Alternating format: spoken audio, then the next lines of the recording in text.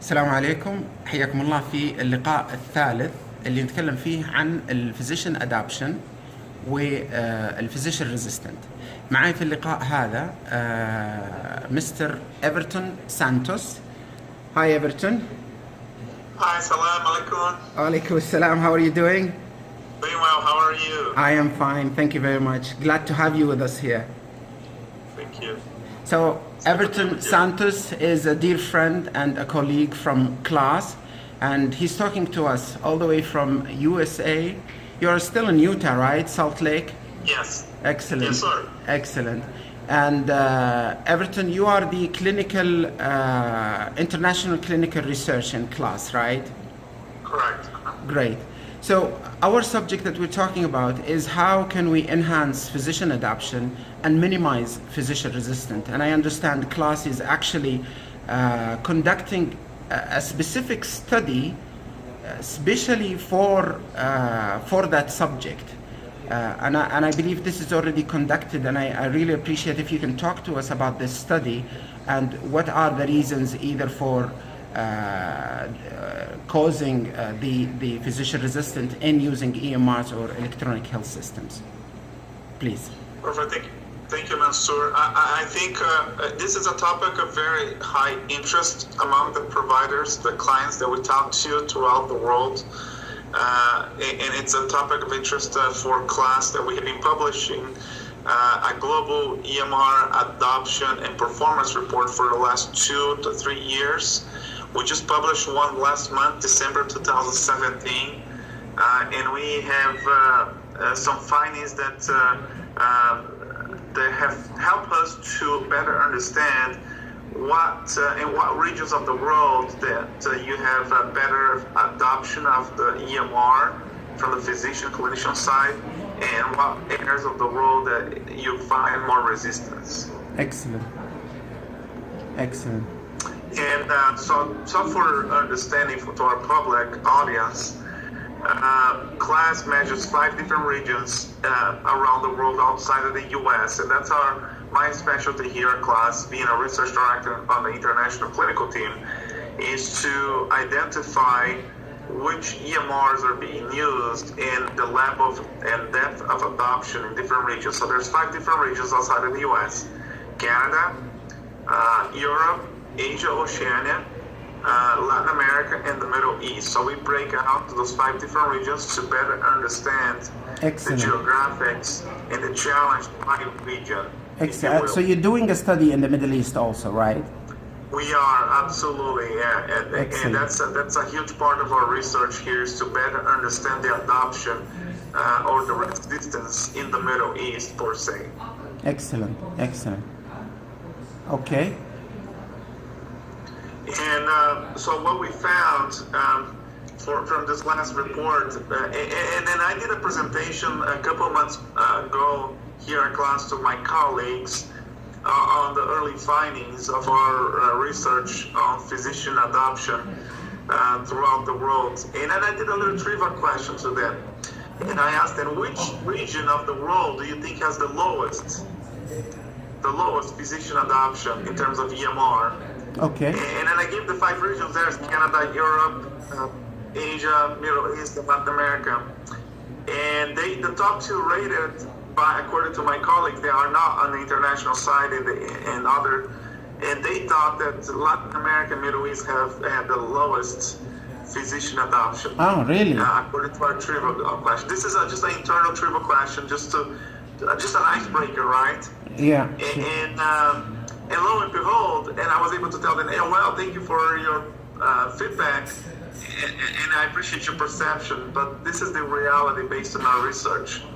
So we found that the regions that have the highest physician adoptions, it's actually the Middle East and Latin America, believe it or not. Interesting. So Interesting. Middle East number 1 at 71% of physician adoption. By far, followed by Latin America, 57. So you see the difference in perspective and perception of people, that they thought the Middle East and Latin America were the 2 lowest, but they actually were rated the 2 highest. True. In Middle East, 71%, and in Latin America, 57%. Interesting. Interesting. is that we find that physicians are more resistant to adopt to e-health implementations. Usually we have heard from a leadership team in different client sites is that the older the physician is and the number of years that's been practicing medicine, the more challenging it is to have that physician to adopt to an EMR. So say a physician has been practicing medicine for 34, 40 years. Yes. That physician is just so used to the way of documenting his own ways and not really using some sort of electronic medical record system that the resistance is much greater than someone coming out of medical school, for instance, that it's more used to electronic systems and computer systems. So that's one of the reasons that we found, especially in Latin America and the Middle East. I see. And what are the probably most reasons that would cause resistance, or what can we do to enhance the physician adoption? I think partnering with the vendor that's providing the EMR, it's a great way to start, but it has to come from the top. Meaning when I say it has to come to the top, the hospital administration, the organization administration, the CIO, the CEO, and the CMIOs, they all have to be on the same page.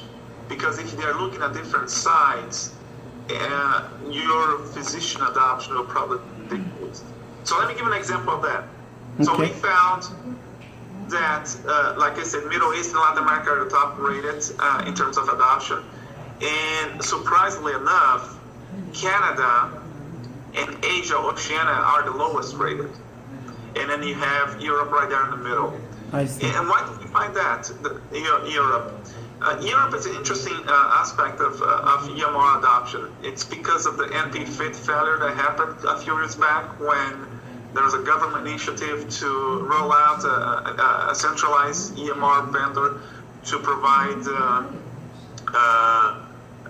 EMR to all the trusts around Europe, or especially in the UK more precisely. I see. And the doctors there, and not only in Europe but in Canada, are because of the culture, they are more resistant, and they debate back with the hospital administration. They wanted to do their own thing, their own ways. And if it's not done that way, then they get discouraged in using the EMR, and therefore your adoption of the EMR decreases as a result of that. I see. What is it that can be done? Again, training, partnership with your vendor. Excellent. And explaining the real importance of having the electronic medical record fully adopted for patient safety, for documentation, for ease of use, and for the end user clinician. So those are some of the things. And coming up with a strategy. Hey, this is the best course of action for our organization. We have seen that organizations that are fully adopted with a vendor that is very prescriptive, or it's a vendor that's hands-on, your level of adoption increases. But again, it has to come from the top. The hospital administration, the executives, along with the vendor's team, have to come up with a strategy that will make it the tool appealing for the end users to use and fully adopt. Very good, excellent. Everton, I really appreciate your time. Thank you very much for participating with us in this subject and taking your opinion and from class perspective. I really appreciate that. Thank you very much. No problem, my pleasure, Mansour. Thank you, and hope to see you later on. Thank you. Bye-bye. Bye.